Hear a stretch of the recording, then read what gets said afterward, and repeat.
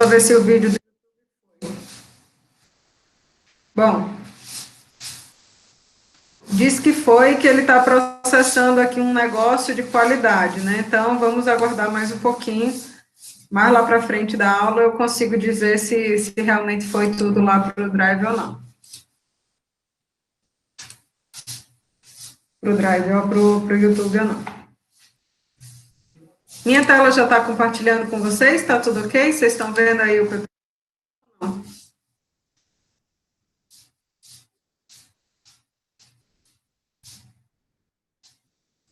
Está tudo ok? Beleza.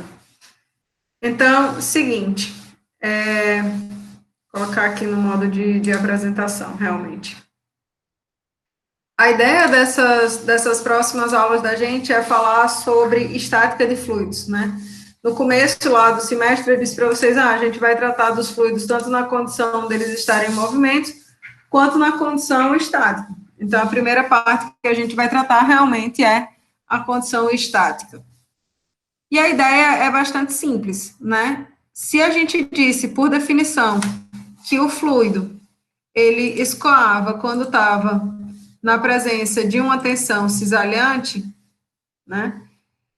Então, se eu não tenho a presença de tensões cisalhantes, esse fluido ele vai estar em repouso, certo?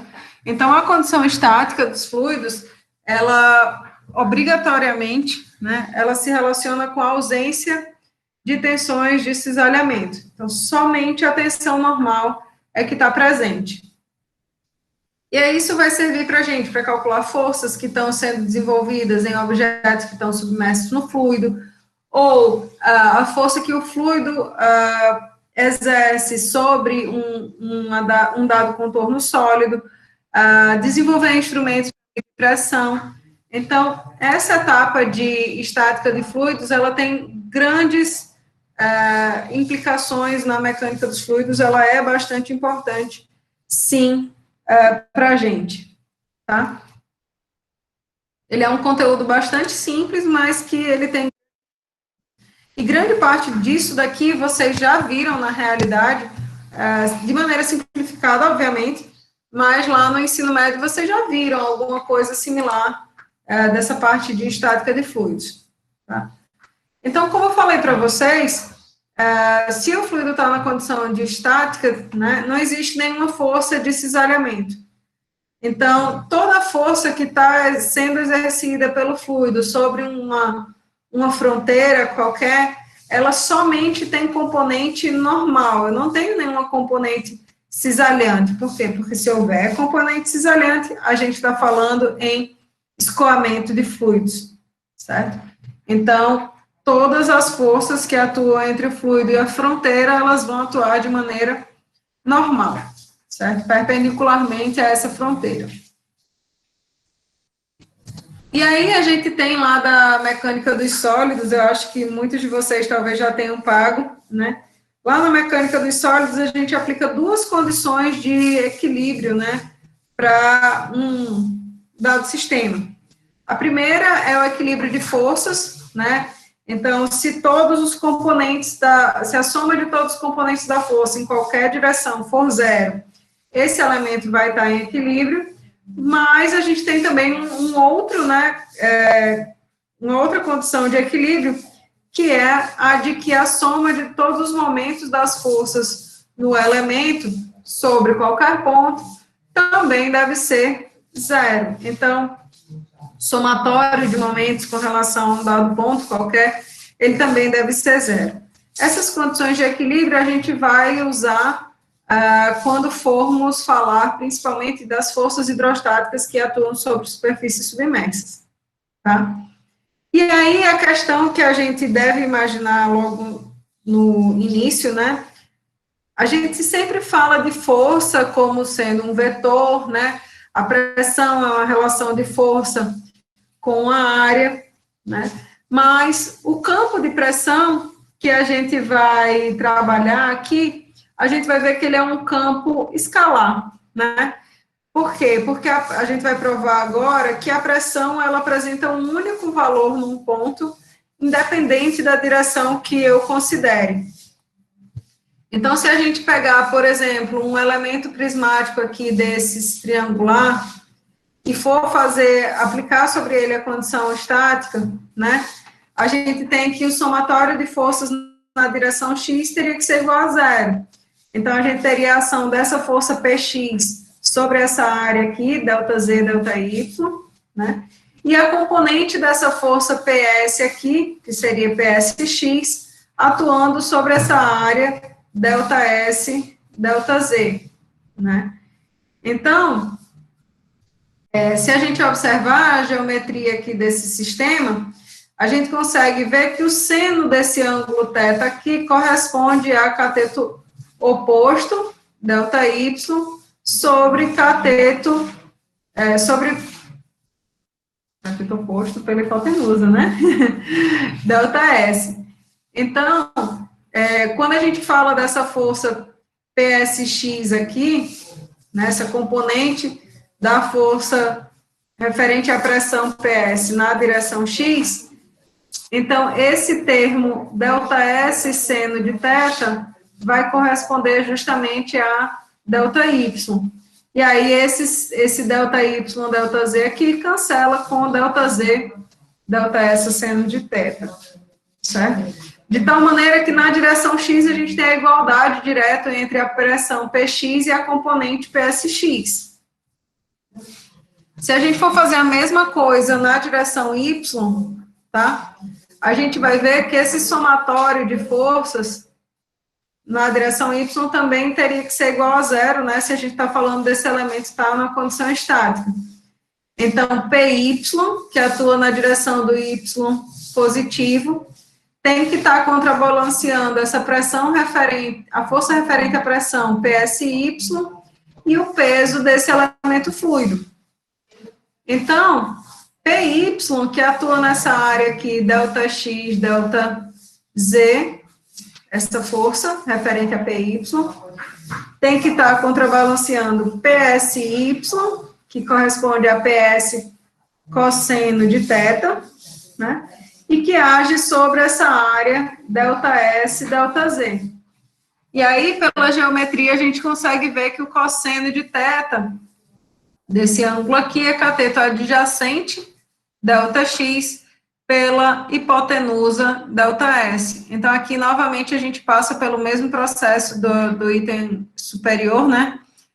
De que esse ΔS cosseno aqui corresponde a um ΔX. E já o peso desse elemento fluido, né, seria massa específica vezes a aceleração da gravidade vezes o volume desse elemento infinitesimal.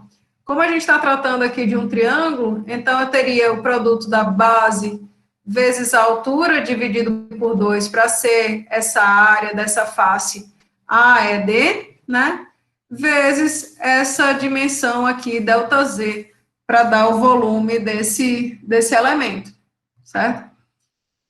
Fazendo isso, a gente consegue ver que esses termos, ó, ΔX, ΔZ, se cancelaria aqui com ΔZ, ΔS cosseno, correspondente a ΔX, e ΔX, ΔZ novamente.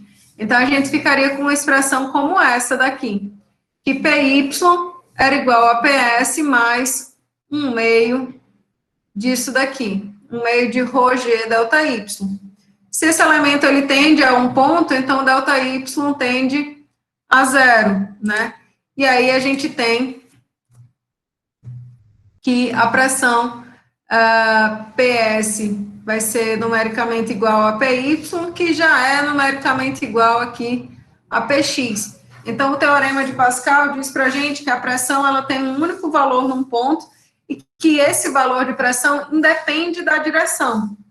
Então, a gente consegue ver que o campo de pressão é um campo escalar, né? Apesar dele ter essa relação com a força, que é uma quantidade vetorial, o campo de pressão ele vai ser um campo escalar, que apresenta um dado valor em cada ponto desse espaço, independente da direção, certo? E aí, a equação geral da estática, ela vai surgir como uma forma de descrever esse campo de pressão quando a gente estiver tratando de fluidos, né, que estejam nessa condição estática. Então, o que a gente vai fazer é aplicar a segunda lei de Newton para um elemento fluido nesse sistema de coordenadas retangulares, certo? E aí a gente vai dizer, ó, esse elemento fluido tem uma massa infinitesimal dm, então atua sobre essa massa infinitesimal uma força de campo, Fb, relativa ao campo gravitacional.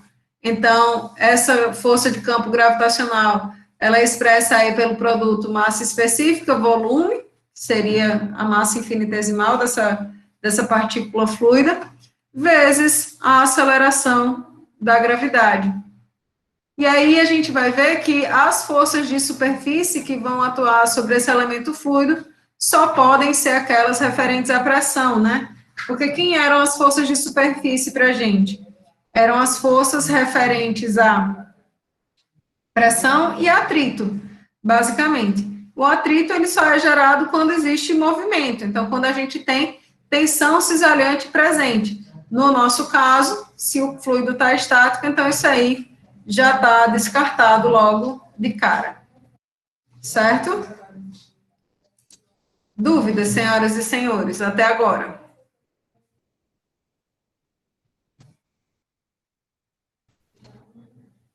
Tudo certo? Tudo certo, professor. Então, simbora. Uma vez que a gente tem essa equação aqui da segunda lei de Newton, né? Então, realmente, matematicamente falando, é a gente pegar esse elemento aqui infinitesimal de força, de fluido, e avaliar as forças que atuam sobre ele, considerando que a segunda lei de Newton é válida e que esse fluido está estático. Então, o somatório de forças que atua sobre essa partícula tem que ser igual a zero. Sendo assim, a gente tem as forças de campo gravitacional, FB, e de superfície atuando sobre esse fluido. FB a gente já definiu como sendo aquela força de campo gravitacional lá do slide anterior, né? E FS vai ser referente ao campo de pressão. Então, olha como as coisas se conectam, né? Quando a gente falou lá na aula passada que o fluido era um meio contínuo e que ele podia ter os valores das suas propriedades sendo descritos, né, no espaço e no tempo, né, para um dado ponto, então isso também significa que a gente pode dizer isso aqui, ó, nesse ponto zero aqui, nesse ponto O, eu tenho um valor de pressão P. Esse valor de pressão P, se eu quiser avaliar as forças referentes a essa pressão P em cada uma das faces dessa partícula fluida, o que eu tenho que fazer é uma expansão em série de Taylor ao redor desse ponto P, que é o ponto que eu conheço, para cada uma das faces, certo? Então, a expansão de série de Taylor, ele pega uma função analítica, cujo valor eu conheço em um dado ponto, e avalio o valor dessa função em pontos próximos àquele que eu já conheço, certo? Então, por exemplo, a função num ponto x que eu quero determinar, na vizinhança de um ponto A que eu conheço, é o valor da função no ponto A, mais a derivada dessa função com relação a A, né? Vezes a distância entre o ponto que eu quero e o ponto que eu conheço, elevado a 1 dividido por 1 fatorial. E isso segue em ordens superiores, né? Usando derivada segunda no segundo termo, a diferença, a distância entre esses pontos sendo elevada ao quadrado, dividido por 2 fatorial, e assim sucessivamente. Mas perceba que, na medida que o ponto que eu desconheço e o ponto que eu conheço se aproximam, essa distância daqui, ela se torna cada vez menor. Então, eu elevar isso aqui ao quadrado, a terceira ordem, etc., passa a ser cada vez mais desprezível e a tornar esse termo cada vez menos importante na nossa matemática. Então, a gente vai Eita caramba, como é que eu faço para tirar isso agora? Espera aí. Que aí o PowerPoint está querendo ter todas as anotações só para que eu vou voltar. Porque senão, né, eu preciso fazer as anotações de novo, né?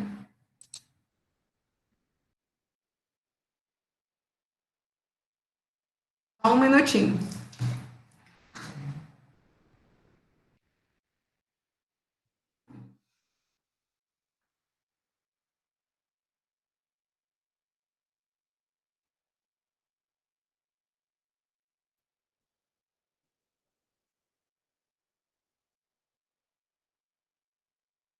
Então, veja só, a ideia é a gente pegar a expansão em série de Taylor e aplicar aqui para a nossa variável, que seria a pressão, certo? Então, olha só, eu tenho o valor, o que eu quero é definir qual que vai ser o valor da pressão nessa face, por exemplo. Então, eu tenho o valor da informação FA no ponto O, que vale justamente P. Então, o valor da pressão nessa face daqui vai valer o valor da função no ponto que eu conheço, mais a derivada da pressão com respeito, né, a esse eixo Y aqui, que é o que eu tô, como que a pressão está variando com respeito a essa variável, tá? Vezes a distância entre o ponto que eu estou trabalhando, que seria esse de tamanho dy sobre 2, né? Metade desse caminho aqui, dy sobre 2 menos zero, certo? Então, para essa face da direita, a força referente à pressão seria a expansão em série de Taylor referente à pressão, vezes a área na qual ela atua, e a indicação da direção dessa força vem aqui através desse unitário, certo? Que aponta na direção justamente do menos y. Se a gente for fazer a mesma coisa para esse outro lado, né, para a pressão que atua nessa face daqui, a gente tem esse valor aqui de P também sendo correspondente aqui ao ponto que eu conheço, né?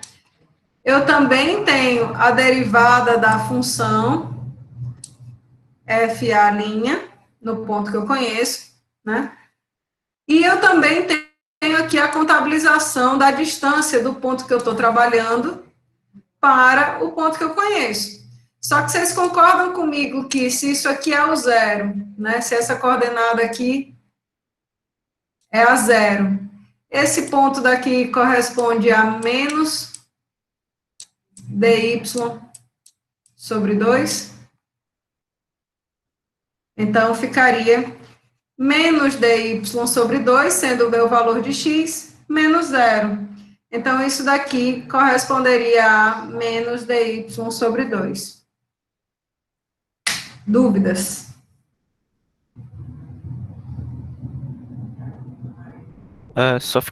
Professor, só fiquei com dúvida com relação a esse dx e dz, que eu não entendi. Pronto.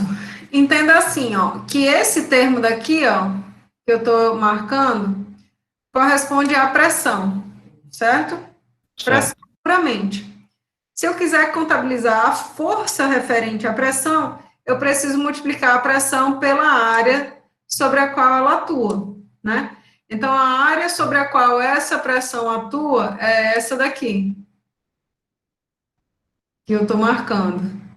Então, essa área tem tamanho dx vezes dz.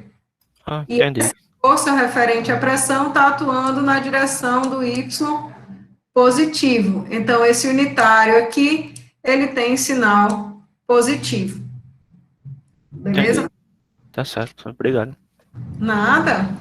Então, se a gente for fazer a contabilização do valor líquido de pressão aqui nessa direção Y, né, a gente tem um termo de pressão que corresponde a uma força que está atuando aqui na direção do Y positivo, que seria este, e um termo referente à pressão, a força referente à pressão que atua na direção do Y negativo, que seria este.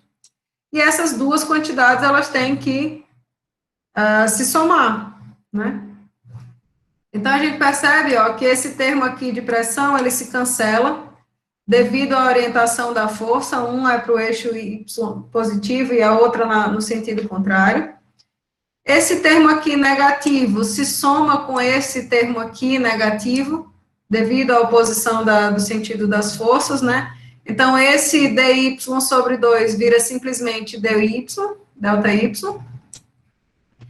E a gente tem a soma aí desses dois menos ρp ρy sobre 2, né? Que viram aí esse termo daqui. Então, na direção y, a gente tem menos ρp ρy vezes o volume da partícula fluida infinitesimal, como sendo a nossa força líquida na direção y.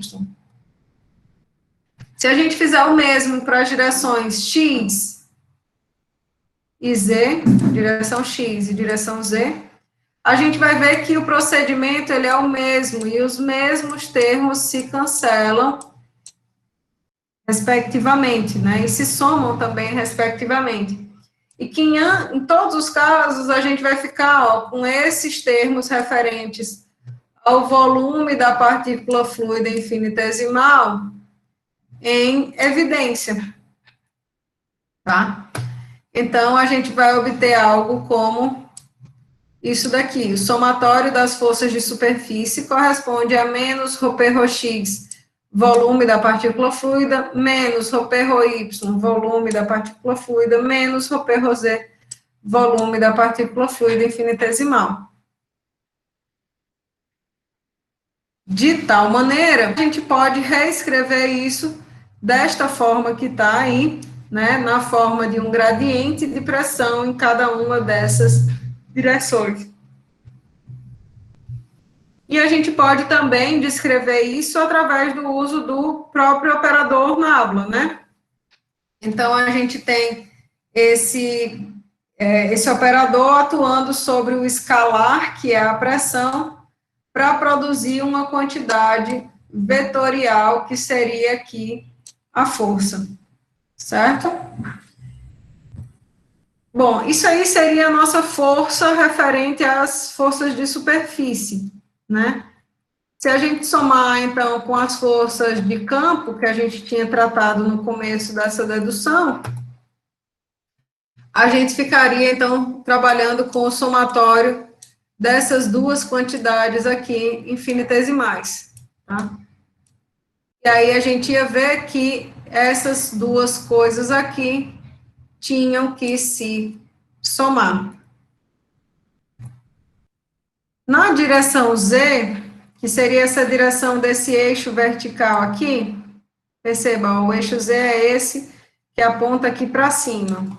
Na direção Z, então, a gente sabe que a aceleração da gravidade, ela aponta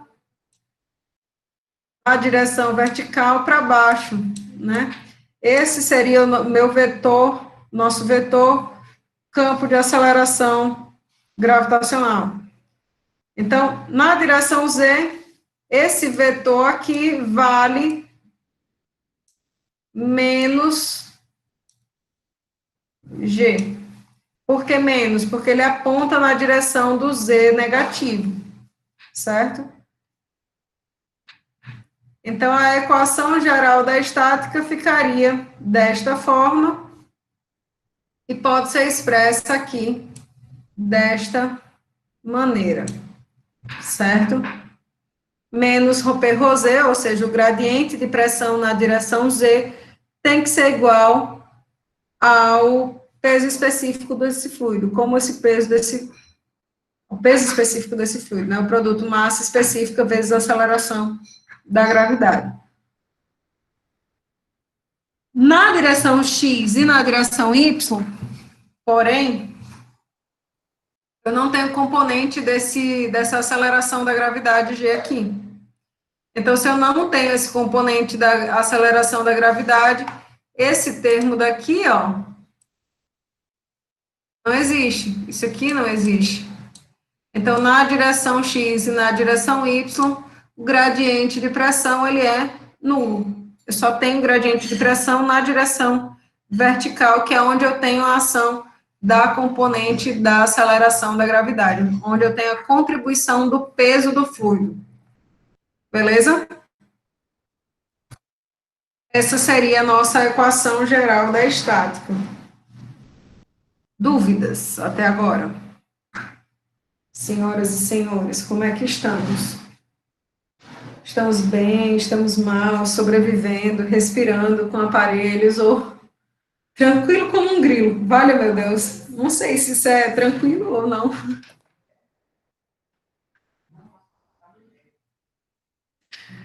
Então, meu povo, saltitante feito elefante. Oh, vocês são uma piada, viu? Sinceramente. Saltitante como elefante. Coitado. Não saltita nada. Então, vamos lá. Veja que essa equação geral da estática, da forma que ela foi deduzida, né? Ela vale para um fluido estático quando a gravidade é a única força de campo e o eixo Z é vertical e aponta para cima.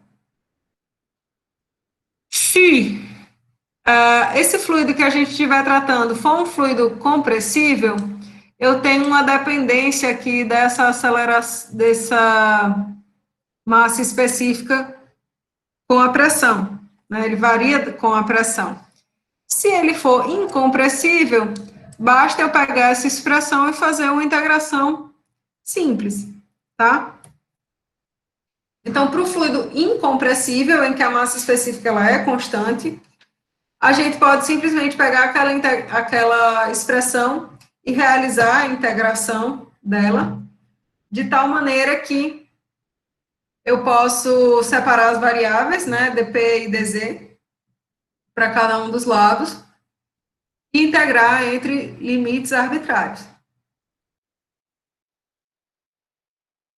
Perdão.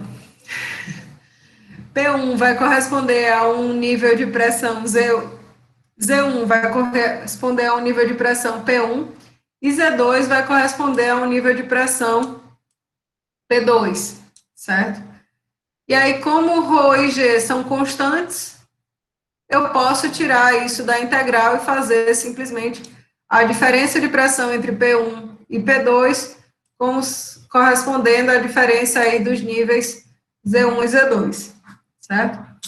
Em geral, ó, a gente chama essa diferença entre os níveis Z1 e Z2 de uma altura H, aqui, certo?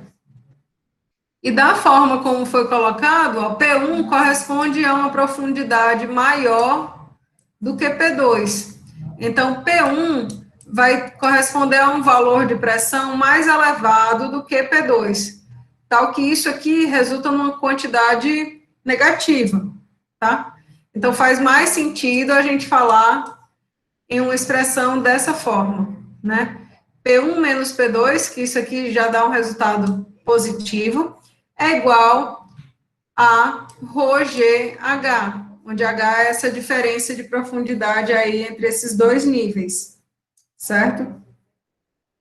Então, ΔP vale ρgH, ou seja, o peso da coluna do fluido entre os pontos 1 e 2.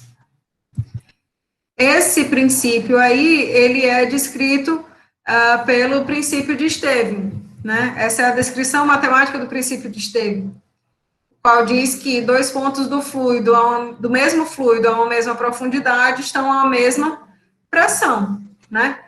Então, a pressão no ponto 1, mais profundo, corresponde à pressão no ponto 0, que seria esse livre aqui, mais a pressão referente à coluna aqui desse fluido, ρgH, certo? Então, tanto o teorema de Esteve nos afirma que dois pontos a uma mesma profundidade têm a mesma pressão, quanto ele diz que a pressão vai aumentar na medida que essa profundidade aumentar. Certo?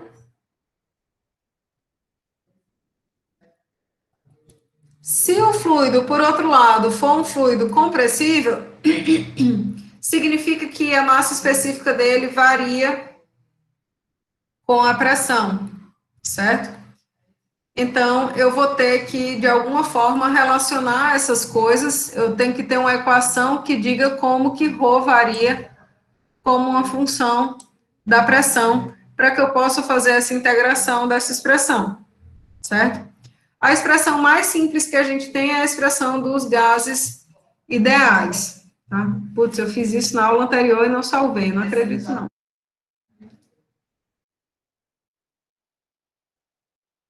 Então,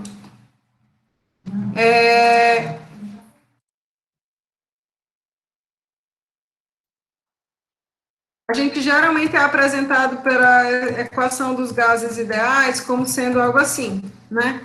PV igual a nRT, né? E aí a gente sabe que essa equação dos gases ideais, ela pode ser reescrita. Se eu lembrar aí que a massa e a massa molar de um gás se relacionam através do número de mols por essa expressão. Então, eu posso estar trazendo isso para cá, trazendo essa informação para cá. Opa. E passando esse termo aqui referente ao volume para esse denominador aqui. Se a gente fizer isso, a gente tem a expressão direta de como a pressão e a massa específica desse fluido se relacionam, certo? Então, massa específica é ρ sobre, massa específica é massa sobre volume. A gente vai chamar esse R aqui sobre massa molar de um R asterisco, eu vou colocar aqui o asterisco.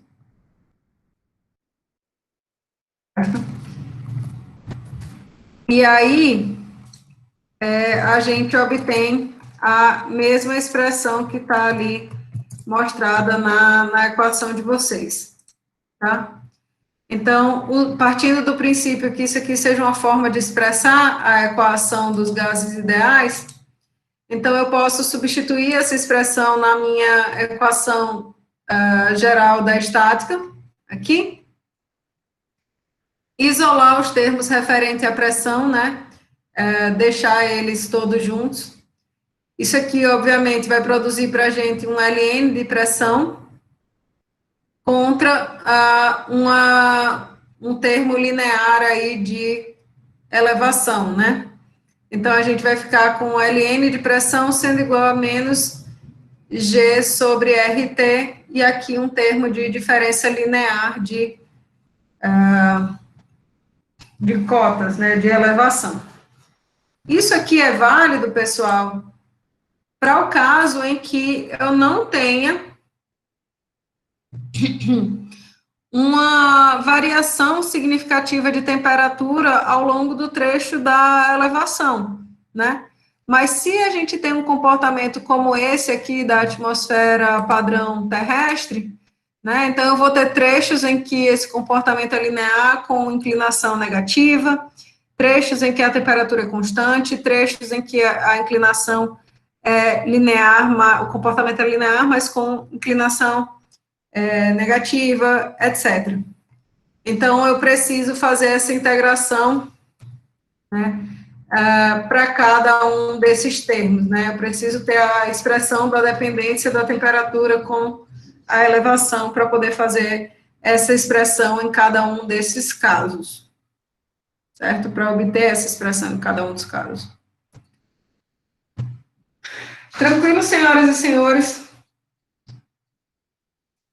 Equação geral da estática devidamente relembrada, com sucesso.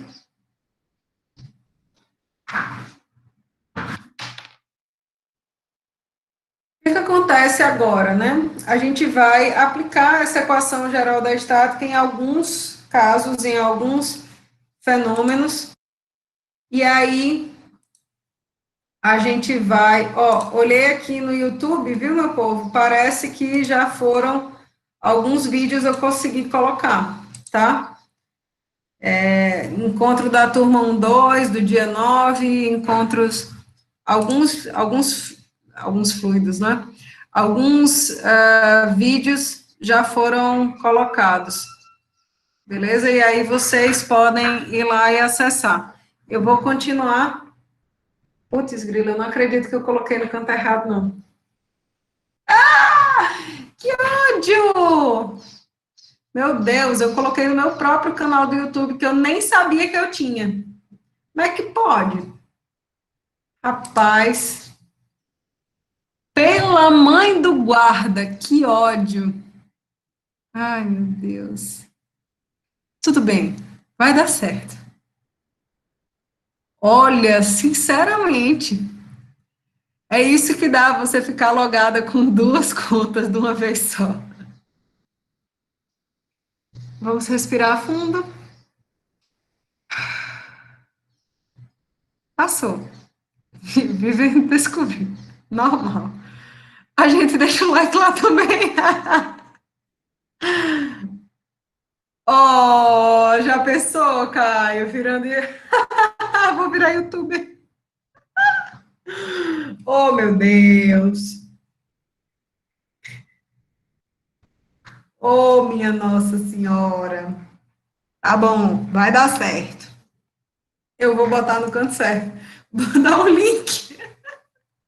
Procura lá, Camila Pacelli. Só tem eu acho, no YouTube. Ah, minha nossa. Tá bom. Superadas essas dificuldades, fingir que não vi. Vou mandar tudo para o canal certo já já, tá? Para que serve para a gente essa história de medições de pressão, certo? Para que serve a equação geral da estática? Como é que a gente vai usar essa informação na nossa vida, né? Primeiro ponto que a gente precisa trabalhar e entender é que as medidas de pressão que a gente faz por meio de instrumentos são através de medições de pressão relativa. Então, as medições de pressão, os valores de pressão absolutos, referente aqui, por exemplo, esse ponto 1, ele corresponde tanto ao termo referente à pressão atmosférica local, que seria esse nível aqui, quanto à sobrepressão referente a, sei lá, um fluido que esteja numa condição lá estática, certo? Então, a gente fala, né, que existem níveis de pressão para a gente. Então, a pressão absoluta seria aquele valor de pressão que contabiliza a pressão atmosférica local e as sobrepressões em decorrência da medição aí de pressão, que seria a pressão relativa, que é medida através aí de um manômetro, né? Então, os termos de pressão absoluta correspondem à soma, né, de pressão atmosférica com o que a gente chama de pressão manométrica ou pressão relativa, tá? Esse valor de pressão relativa, ele tanto pode ser além da pressão atmosférica local, quanto ele pode ser abaixo da pressão atmosférica local. Então, a gente trabalharia, nesse caso, com um valor de pressão correspondente a um vácuo, né, uma pressão negativa. Tá? Sempre que a gente for usar esse valor de pressão, quanto que a gente vai usar um ou outro, né? Sempre que a gente for trabalhar com equações como a equação dos gases ideais e outras equações de estado, que são equações termodinâmicas, a gente trabalha com valores de pressão absoluta. Já quando a gente vai tratar de medição de pressão de escoamento de um fluido, equações de conservação de momento, etc., a gente vai usar valores de pressão manométrica mesmo, certo? Pressão relativa, que vai corresponder a essa diferença entre a absoluta e a atmosférica, Tá? É como se a gente descontasse realmente a pressão atmosférica local, tá? A qual o manômetro está sujeito. Então, o dispositivo mais simples que a gente tem para medição de pressão seria esse daqui, que é um barômetro, tá? Então, é um dispositivo que, basicamente, ele é formado como? Eu pego uma tubulação cheia de um líquido manométrico, no caso, aqui a descrição, né, com mercúrio, que seria o experimento, digamos assim, original, e aí eu verto esse fluido, né, essa tubulação, em um recipiente que já contém mercúrio. Quando eu faço essa operação, uma vez que isso entra em equilíbrio, né, eu tenho a parte desse mercúrio, né, vai descer, e aí ele vai entrar em equilíbrio, ele vai estar, a pressão atmosférica que está atuando sobre essa superfície aqui livre, ela vai contrabalancear justamente a pressão exercida por essa coluna de mercúrio, né? Então, a altura dessa coluna de mercúrio vai me dar uma informação da pressão atmosférica. De que maneira? Ora, a pressão atmosférica, ela vai ser igual justamente à pressão da coluna de mercúrio mais essa pressão de vapor aqui, do quanto desse mercúrio passou para a condição de vapor.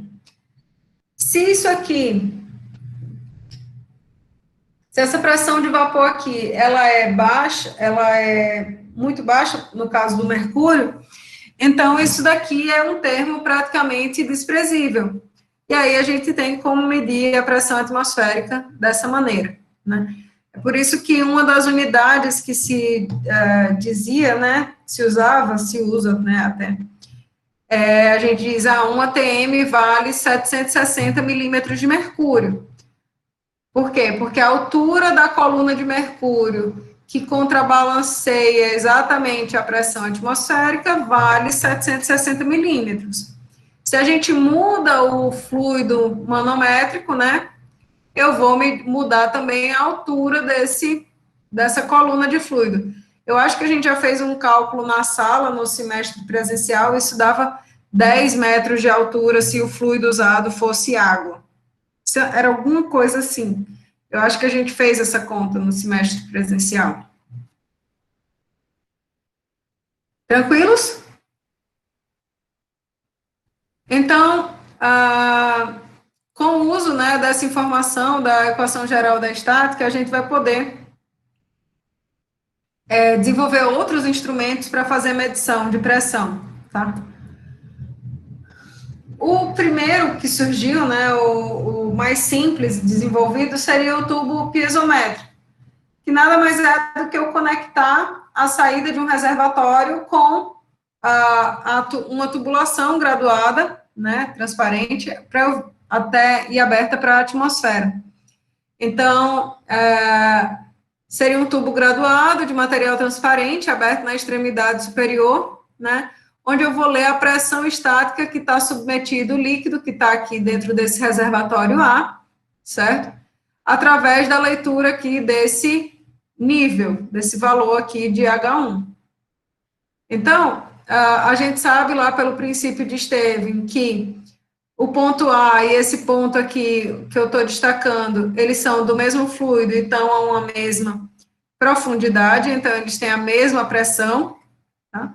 E esse ponto aqui, ó, ele está sujeito à ação dessa coluna de fluido, ρgH1, e a ação da pressão atmosférica. Então, a pressão nesse ponto aqui, que é igual à pressão do ponto A, vale a somatória da pressão atmosférica mais ρgH. Ok? Obviamente, isso daí só serve para medir pressão de líquido. Por quê?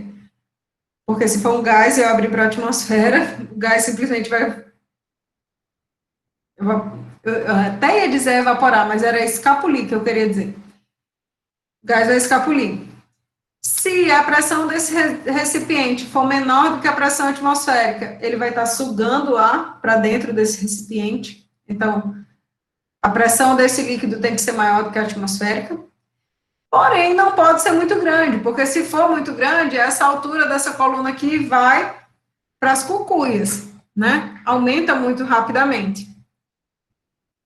Então, foi desenvolvido esse manômetro em U para superar algumas dessas dificuldades, né? Então, se colocou um fluido manômetro, cuja massa específica é eu que determinava, né?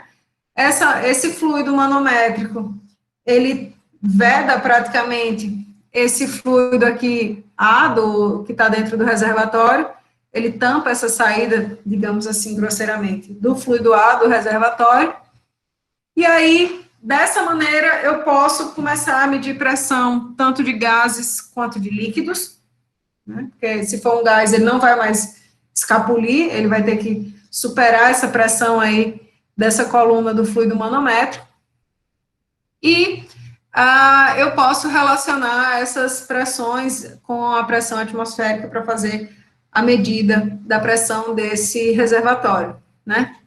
Então, a gente disse que a pressão do ponto A e a pressão do ponto 1 são a mesma, porque são do mesmo fluido e estão à mesma profundidade, né? O ponto 2, porém, ele vai corresponder à somatória da pressão do ponto A, que seria essa daqui, mais essa coluna de fluido ρG1. Por que mais? Porque nesse caminho que eu estou percorrendo, eu estou descendo aqui essa coluna de fluido, nesse sentido. Do ponto 2 até o ponto 3, eu estou falando do mesmo fluido que está a uma mesma profundidade, então não existe diferença de pressão entre esses dois níveis. E aí, do ponto 3 até a atmosfera, a gente precisa subir ao longo dessa coluna de altura H2. Então, a pressão no ponto A, mais a altura desse termo aqui, H1, menos a altura a pressão referente à coluna desse fluido aqui, de altura H2,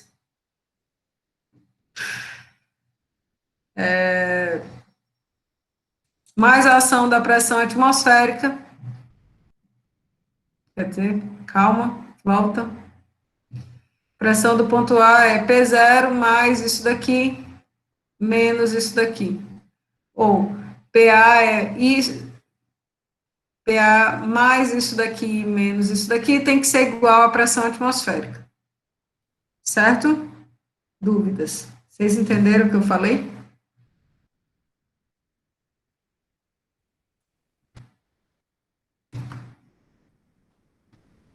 Porque a ideia é que na hora que você desce ao longo de uma coluna de fluido, né, a pressão tenha que aumentar, aqui, por exemplo,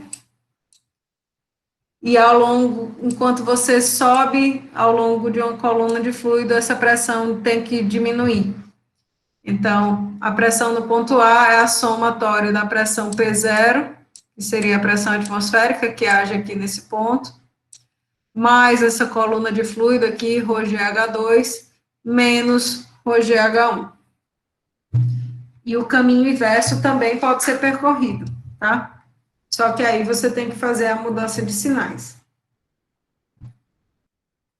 Então, o tubo em U o manômetro em U já conseguiu superar muitas das dificuldades do tubo piezométrico, mas não todas, né? E aí,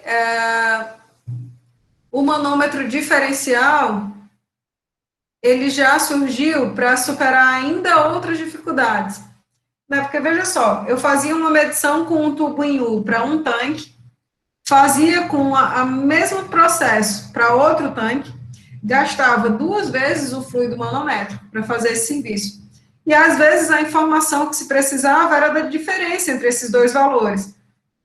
Então, por que não conectar a medição, né, o sistema de um tanque com o do outro, né? Então, o manômetro diferencial, ele faz esse serviço aí de medição de pressão, de diferenças de pressão entre dois reservatórios. Então, a gente pega, né, para percorrer esse caminho manométrico, se parte de um nível de referência, vocês escolhem se vocês querem partir do ponto B para chegar no ponto A, ou partir do ponto A para chegar no ponto B, certo? E aí a gente vai determinar a equação manométrica desse sistema, tá? Então, olha só, se eu quiser saber a pressão aqui do reservatório A, diretamente, né? Eu digo, a pressão do reservatório A corresponde à pressão do reservatório B, mais essa coluna do fluido cinza, de valor ρgH3. Por que mais? Porque eu estou descendo aqui nesse caminho que eu estou percorrendo, mais o valor da pressão referente aí a esse termo, a esse fluido cinza, que seria o fluido manométrico, ρgH2. Por que mais? Porque, novamente, eu estou descendo ao longo dessa coluna, menos o termo referente aí, esse fluido rosa, ρgH1. Por que menos? Porque eu estou subindo ao longo desse referencial. E percebam aí, ó, que a pressão entre os níveis 2 e 3 é a mesma, porque trata-se do mesmo fluido a um mesmo nível de profundidade, certo? Então, nesse caso, a equação manométrica seria, vamos escrever,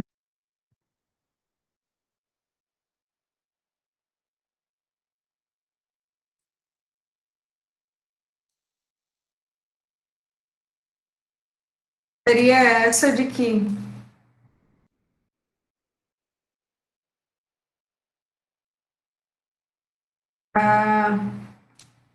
a pressão no ponto A, eu comecei a falar da pressão no ponto A, não foi? E vim caminhando lá do ponto B. A pressão do ponto A é a pressão do ponto B, mais, eita, deu certo, mais ρgH3, mais ρgH2,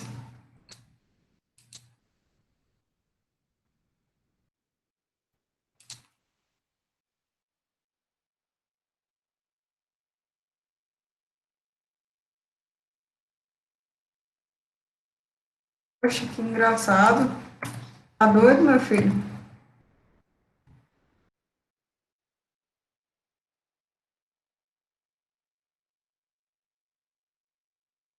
Mais ρgH. Vocês já viram aquela história de que preguiçoso trabalha dobrado? É o ditado mais certo que eu já vi. Preguiçoso trabalha dobrado. Então, a pressão no ponto A é a pressão no ponto B, mais a soma dessa coluna aqui, ρ3, GH3,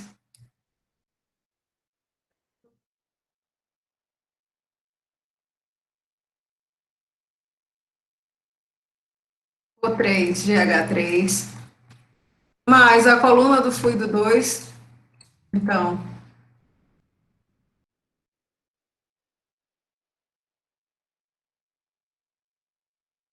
ali é minha Nossa Senhora.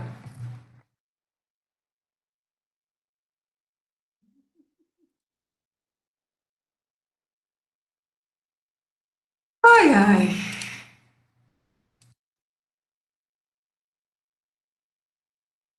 O2,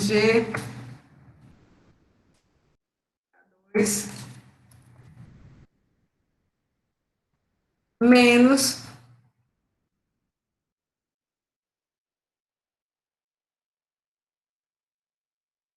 O1, GH1.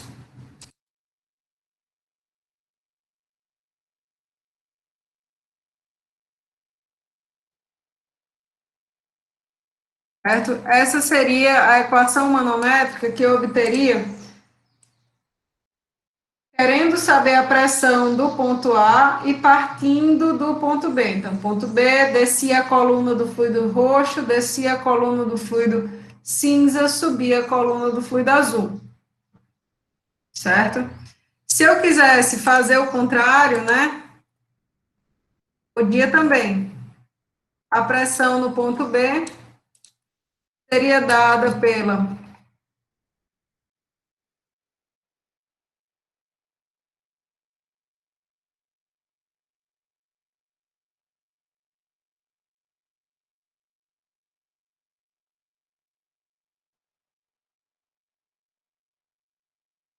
pressão do ponto A, mais a coluna do fluido rosa, menos a coluna do fluido cinza, menos a coluna do fluido 3, certo?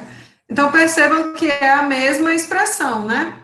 Só que você parte de um caminho diferente, você percorre um caminho diferente, certo? E isso precisa tomar cuidado na hora que vocês forem fazer a equação manométrica de vocês, para não ter termo que era para estar somando, subtraindo, termo que era para estar subtraindo, somando. Beleza? Além disso, a gente tem a medição de pressão para diferença de pressão de reservatório de gases, sendo mais interessante, né, mais bem feita, com o uso de um sistema como esse, de manômetro inclinado. Por quê? O que que acontece? Quando a gente fala de diferença de pressão, a gente fala diferença de alturas de colunas de fluido, alturas na vertical. Sempre a gente falou em alturas na vertical, né? Na hora que eu inclino uma perna do manômetro, o que acontece é que eu forço o fluido a percorrer um caminho maior para me promover o mesmo valor de diferença de altura vertical. E isso é interessante porque a gente consegue fazer uma leitura melhor do que quando ele está na vertical, certo? Fica mais fácil para um operador saber a diferença de 2 centímetros, se isso está fazendo o fluido percorrer um comprimento maior, do que se isso está aqui na vertical, tudo juntinho, certo? Então, perceba que esse tipo de arranjo ele vai ser muito útil para medir pequenas diferenças de pressão entre reservatórios de gases. Então, se eu quiser aqui saber a pressão nesse reservatório B, a gente pode fazer o caminho manométrico para sair do ponto A, pressão do ponto A mais a altura da coluna de fluido aqui preta, né? Esse ponto aqui, 1, equivale a este ponto aqui, né? E eu posso entender que esse fluido ele vai ter que subir aqui uma altura H2, não é isso? Na contabilização da gente. Só que, quando eu faço essa inclinação através desse ângulo θ aqui, esse valor de H2 ele vai poder ser expresso através do seno desse ângulo, né? Então, o seno do ângulo é cateto oposto pela hipotenusa, L2. Então, L2 seno de θ corresponde a essa altura aqui, H2, certo? E, além disso, ele sobe aí essa altura aqui, H3, para chegar no ponto PB. Se a gente está falando de medir diferença de pressão entre reservatórios de gases, né?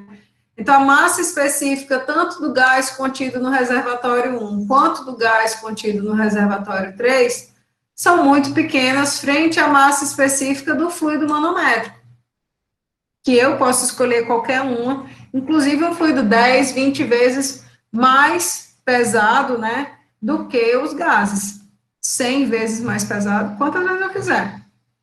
Então, a gente pode expressar essa diferença de pressão entre o tanque A e o tanque B através disso daqui. E a leitura, ó, ela fica favorecida, né?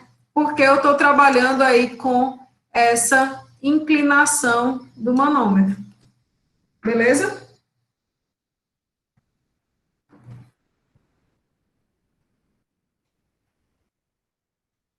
Bom, Professor, diga-me. queria tirar uma dúvida.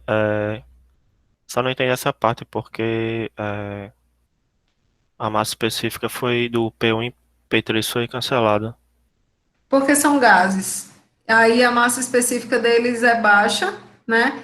E eu posso colocar esse fluido manométrico, que seria esse fluido 2, para ser, por exemplo, mercúrio. Você imagina, ó, que a massa específica do mercúrio, a densidade relativa do mercúrio, vamos lá. A densidade relativa do mercúrio é mais ou menos 13,6. A densidade relativa da água seria 1, né? Aí, se você for trabalhar com gases, né, a gente já fala em valores de densidade relativa da ordem de 0,01. Então, esse peso específico do fluido manométrico, ele pode ser muito, muito maior do que as massas específicas dos gases dos reservatórios, tá? Obviamente, se você não estiver trabalhando com gases, não faz muito sentido você cancelar esses termos, certo? Certo, entendi. Tá bom. No caso, então, se houver gases, ele vai cancelar esses termos, né? É, porque ele se torna muito desprezível, muito pequeno. Muito próximo de zero, então você É, despreza. Entendi. Tá bom, obrigado, professora. nada. Mais dúvidas, meu povo? Digam-me lá.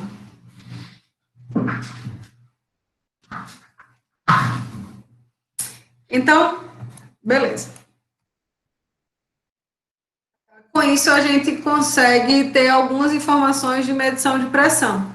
Mas isso não é a forma que geralmente se faz medição de pressão em processos, digamos assim, que precisem do sistema de controle, né? Ou que a gente trabalhe com níveis de pressões maiores. Tá? A medição, né, através desses sistemas, ela pode ser muito pouco prática, quando você está falando de um processo que esteja ocorrendo aí em regime transiente, enfim, um processo real, né? Então, o que a gente tem são manômetros do tipo Bourdon, que são os mais tradicionais que a gente tem para medição de pressão, e eles são similares, né? O princípio de funcionamento deles é similar àquele das línguas de sogra, né?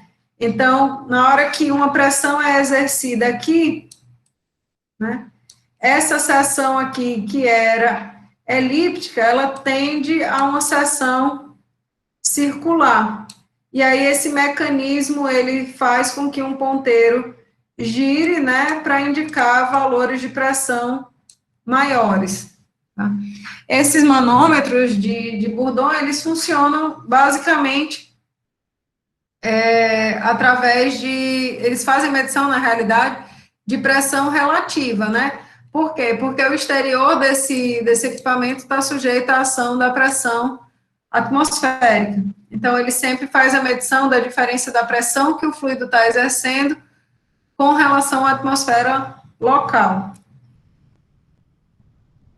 E aí, os transdutores de pressão são aqueles dispositivos que conseguem fazer a conversão, né, do sinal analógico, que seria o sinal de pressão, quer dizer, o sinal físico, né, mecânico, que seria o sinal de pressão, em um sinal analógico através aí de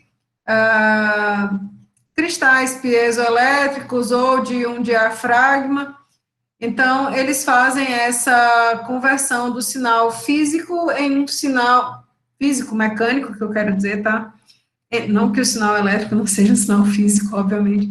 Ele faz a conversão desse sinal mecânico em um sinal elétrico, que pode aí ser enviado para um sistema de controle e receber também informações desse sistema de controle.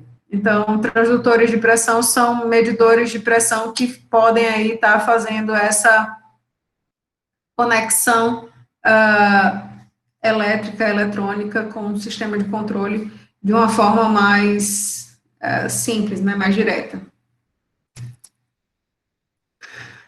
Inclusive, a gente fez essa questão aqui em sala de aula, né, com relação aos manômetros de Bourdon. Foi colocado aqui, a gente estava falando a respeito de pressão relativa, etc. A gente fez essa questão em sala de aula. Não sei se vocês ainda se lembram, mas a ideia era realmente bem simples. Só de avaliar qual que era a pressão absoluta nesse recipiente aqui A, sabendo que os valores de pressão manométrica eram aqui 2 atm, aqui dentro desse recipiente 2,8 e aqui 3, não é isso? Então, a gente fazia o caminho inverso até obter o valor da pressão atmosférica, a pressão absoluta, né? Se a pressão atmosférica fosse de 1 atm. Então, 1 mais 2, 3, 1 mais 2,8, 5,8, 1 mais 3, a gente tinha aí um valor de medição de pressão absoluta no recipiente A como sendo 8,8, certo? A gente resolveu essa questão em sala de aula ainda no semestre presencial. Bem tranquila, bem simples, mas que trabalha esses conceitos bem efetivamente, tá? Dúvidas até agora, meu povo? Isso aqui tudo foram coisas que vocês viram já, a maioria de vocês viu já anteriormente, certo? Agora a gente começa a tratar de coisas que vocês não trabalharam ainda. Então, se tiver alguma dúvida, a hora de falar é agora. Sábado a gente vai fazer uma aula mais de exercício, etc., voltado para essas coisas todas, revisão, etc., etc. E aí, terça-feira eu concluo esse conteúdo para, na quinta-feira, já ser a prova. Então, não calem-se agora. Falem. Fiquem à vontade. Por enquanto, tudo tranquilo. Então, meu povo, vou seguir adiante, certo? Dúvida só na prova. É sim, Nayara, dúvida só na prova. Só aparece dúvida na hora da prova. Você tá certa?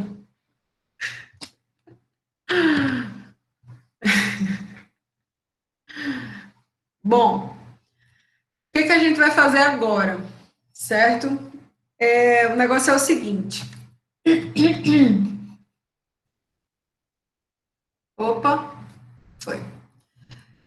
A ideia agora dessa parte da disciplina é a gente tratar as forças que são exercidas por fluidos, né, em superfícies que estão submersas nesse fluido. Então, vai que um dia vocês vão projetar algum sistema como esses, né, uma ponte Rio-Niterói aí da vida, uma hidrelétrica de Itaipu e tudo mais. Enfim, né, esses fenômenos, eles não estão exclusivamente relacionados a esses sistemas aí, né, mas esses são exemplos de grandes obras que se utilizam fundamentalmente disso que a gente vai tratar agora, certo? Então, a ideia é de que o fluido, a gente já falou que ele desenvolve uma pressão, essa pressão está relacionada com a coluna de fluido, né?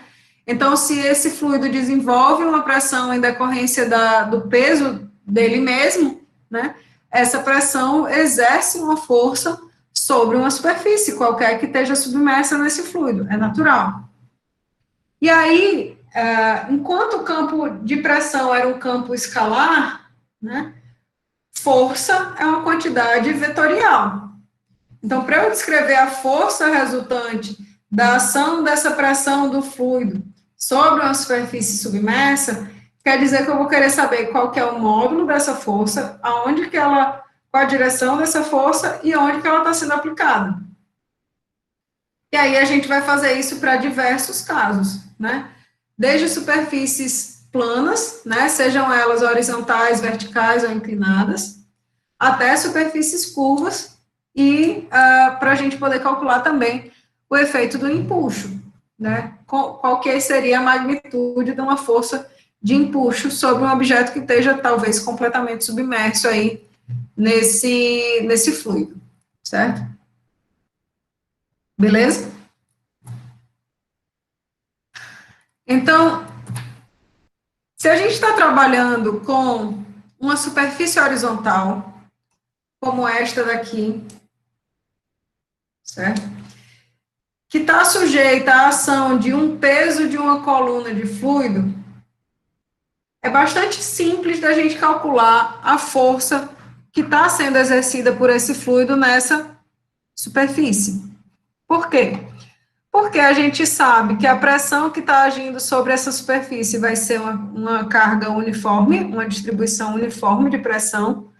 Ela vai ter um valor único de pressão, porque toda a superfície está a um mesmo nível de profundidade do fluido. Então, a pressão vai ser P0 mais ρgh ou ρgh, a depender se essa superfície aqui, ela está exposta ou não para a atmosfera em ambos os lados, tá? E a força em decorrência dessa pressão vai ser simplesmente o produto pressão vezes área, tá? Como essa pressão se distribui uniformemente, a força resultante eu posso considerar como se ela atuasse, e atua realmente, no centro geométrico dessa área, certo? Então, para o caso horizontal, para a superfície horizontal, tudo é simples, tudo é lindo, tudo é maravilhoso, certo? Quando a gente começa a tratar de superfícies verticais ou superfícies inclinadas, a gente tem que considerar não mais a força como sendo uma coisa única, digamos assim. Por quê? Porque a gente sabe que a pressão ela vai variar ao longo da coluna de fluido, né? A pressão ela vai aumentar na medida que a gente está trabalhando em cotas cada vez mais profundas. E para um dado nível de profundidade, eu vou ter uma dada pressão. Então, se eu quiser calcular a força resultante, eu tenho que, na verdade, integrar como que essa pressão varia ao longo de toda essa área com a qual o fluido está interagindo, né? Então, na verdade, eu não posso usar essa expressão direto de ρgh. A gente tem que trabalhar, na verdade, com uma pressão infinitesimal que atua num nível de profundidade HI, e essa pressão é que eu preciso integrar ao longo de toda a área com a qual o fluido, né, interage, certo? Então, a força resultante da ação do fluido sobre uma placa, deixa eu mudar a cor aqui da minha caneta, a ação da força, a ação da pressão do fluido sobre uma placa aqui, que esteja em qualquer orientação, né, vertical ou inclinada, sob a ação do peso desse fluido, essa força resultante, ela vai se dar pela integração da expressão da pressão ao longo da área dessa superfície que está submersa, dessa superfície plana que está submersa, tá? Então, eu integrar essa expressão daqui, a gente sabe que P0, que é a pressão atmosférica local, é constante, né? Então, P0dA vai dar uma força aí que eu posso tirar dessa integral, uma quantidade constante. Para cada nível de profundidade HI, a gente vai considerar H ó, como uma profundidade vertical desde o nível em que da superfície livre desse fluido, certo? Então, H é essa profundidade vertical. Se essa placa que está aqui submersa, ela tiver algum tipo de inclinação com algum ângulo qualquer com relação a essa superfície livre aqui do líquido, tá? Então, ela vai formar um ângulo θ aqui qualquer, e se a gente for analisar esse ângulo θ, o seno dele corresponde a cateto oposto, que é a profundidade H, e a hipotenusa corresponde aí a essa cota Y, que estaria, vixe, ficou feio o desenho, mas vocês superam, que estaria orientada aí com esse eixo da placa, tá? Então, a profundidade HI, que seria essa cota vertical a partir da superfície livre do líquido, ela pode ser representada por Y seno de θ. Aí você vai me dizer, para que eu estou fazendo isso, professora? Vai ficar claro já já. Vejam só que maravilha. Quando a gente faz isso, né, essa mudança de conformação, digamos assim, matemática, do que a gente estava considerando, né, como eixo vertical, para considerar agora esse eixo inclinado, né, que passa aqui sobre a própria placa, eu deixo de, esse termo ρg seno de θ, ele vai ser constante em toda a área, né, e aí eu vou ficar com uma integral, né, de YdA. Essa integral de YdA, quem já pagou sólido já viu isso várias vezes, né? O cálculo de um centro geométrico de uma superfície, ele se dá justamente através de uma média ponderada, né? Você pega aqui para a coordenada Y, né, que é essa que a gente está usando. Você vai integrar o YdA e dividir pelo caminho, pela área inteira, né? Então, é como se eu ponderasse o caminho integrado versus o caminho completo, digamos. Não sei se eu estou conseguindo me fazer entender dessa maneira, mas acaba que depois esses conceitos mudam um pouco no juízo da gente e a gente tenta passar do jeito que ficou mais fácil para a gente, mas nem sempre é o que fica mais fácil para vocês. Vocês me dizem, tá? Então, na verdade, essa integral de YdA, ela se relaciona, ó, com as coordenadas do centro geométrico da área, dessa superfície. Então, em vez de eu trabalhar com essa integral de YdA, a gente pode trabalhar simplesmente com o produto coordenada do centroide, Y do centroide, vezes a área dessa superfície que está submersa. Se eu fizer isso, eu saio dessa integral de YdA para esse produto aqui, Y do centroide vezes a área, né? E aí, ó, Y do centroide vezes um seno vai ser a coordenada vertical, novamente, HC, mas agora relativa ao centro geométrico dessa placa. Então, veja só, a força resultante que atua sobre uma placa, uma superfície inclinada, ela tem magnitude como sendo a da pressão que atua no centro geométrico dessa superfície. Então, basta eu calcular qual que é a pressão que atua no centro geométrico, aqui, ó, no centroide. Qual que é a pressão que atua no centro geométrico dessa placa?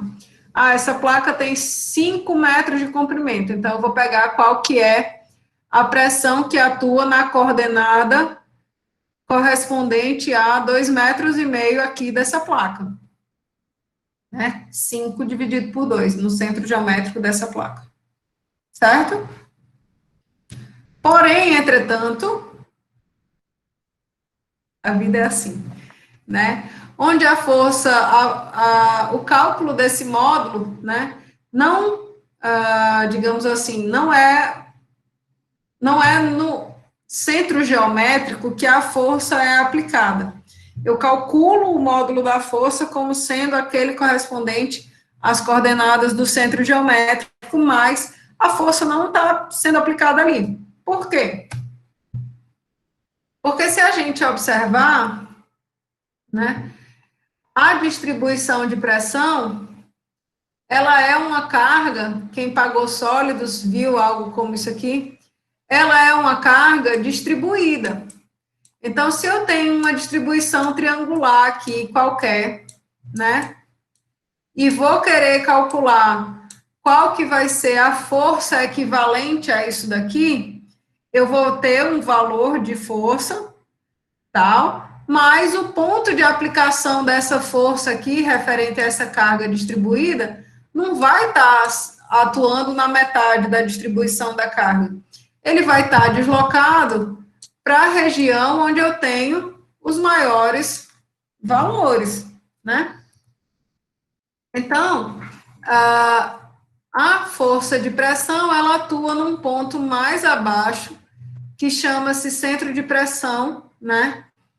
E esse centro de pressão, que seria essas coordenadas aqui, ó, do CP, ele está um pouco abaixo aí das coordenadas do centro geométrico, do centroide, certo? E aí você me pergunta, como é que eu vou calcular onde é que essa força está sendo aplicada? Se aveste, não. Para a gente calcular onde que essa força está sendo aplicada, a gente simplesmente iguala o momento da força resultante, da carga da força resultante, né, o momento dessa força resultante de pressão, com o momento da pressão distribuída. A gente não falou que, para que esse elemento tivesse estático, o somatório dos momentos tinha que ser igual a zero, era a nossa segunda condição de equilíbrio. Então, para que a gente determine essa linha de ação, a gente faz a igualdade do momento da força resultante sendo igual ao momento da pressão distribuída, da carga distribuída de pressão. E aí o meu interesse vai ser determinar quais são essas coordenadas aqui de y', que seria o ponto de aplicação dessa força, certo? Então, a gente sabe que a pressão é P0 mais OG seno de θ, né? Seria a expressão somente da pressão, né? P0 dA, que multiplica Y, ρg seno θ Y, ρgh, vezes o Y dA. E aí a gente tem uma situação similar àquela que a gente viu anteriormente, né? P0 pode sair dessa integral, aí eu vou ficar com uma integral de y dA, que vai me resultar justamente no produto y do centroide vezes área, certo? Similarmente ao que a gente fez anteriormente. E para outra integral, a gente tem esses termos aqui como sendo constantes, e a gente fica com uma integral de y² dA, né? Mas da mesma maneira que a gente teve uma saída inteligente para a primeira fase, a gente também tem uma saída inteligente para esse termo daí, certo?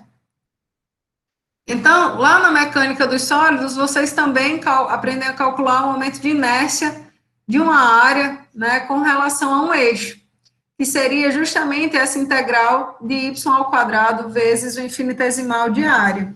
Esse seria o momento de inércia dessa placa aqui, com relação a esse eixo X. Perceba que a placa está aqui, ó, e esse eixo X, ele está aqui, ó, apontando para fora desse plano da página, certo? Então, eixo X está distante, digamos assim, dessa placa, certo? O teorema dos eixos paralelos diz para a gente que eu posso pegar e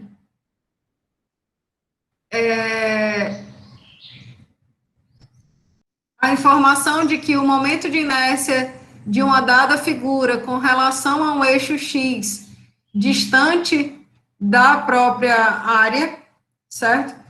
Vai ser a soma do momento de inércia dessa área através de um eixo que passe realmente no seu centro geométrico, e essa informação é uma informação tabelada, disponível para várias geometrias, né?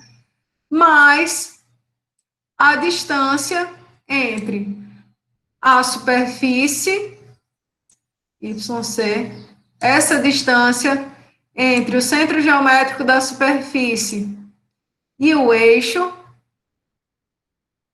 ao quadrado, vezes a área da própria superfície, dessa placa, tá? Então, ao invés de eu ter que trabalhar com essa integral aqui, desse integral de y² dA, que seria esse momento de inércia i xx, né? A gente trabalha, na realidade, com o momento de inércia da área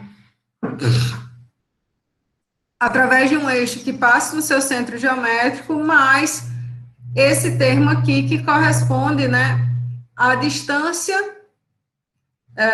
do centro geométrico até o eixo ao quadrado vezes a área. Dessa maneira, a gente pode organizar esses termos de uma forma mais inteligente, né, colocar esses YC em evidência, dois termos, e aí a gente fica, ó, não sei se vocês conseguem reconhecer facilmente, mas esse termo aqui a gente já tinha calculado como sendo a pressão que atua no centro geométrico de uma dada superfície, né? Então, a pressão que atua no centro geométrico vezes a área produz a informação da força resultante, certo? Mais esse termo aqui de ρg seno θ vezes o momento de inércia que passa no centro geométrico. Se e somente se, meu povo,